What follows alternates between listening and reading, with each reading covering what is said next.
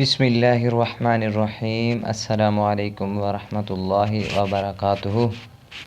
تعبیر رویا کے نیکسٹ ویڈیو میں ہم حاضر ہیں۔ آج اس کے اندر پڑھیں گے کہ اگر کوئی شخص جسم پر یا کپڑے پر میل کچیل دیکھ لے تو اس کی کیا تعبیر ہو سکتی ہے۔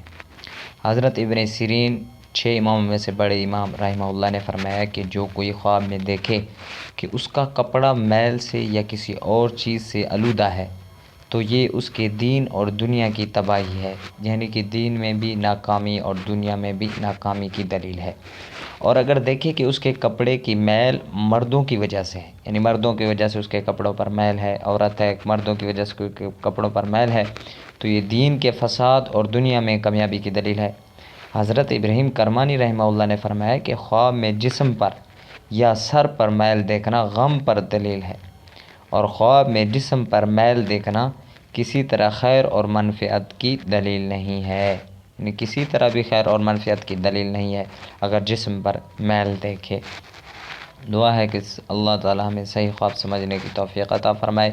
وآخر دعوانا ان الحمد للہ رب العالمین۔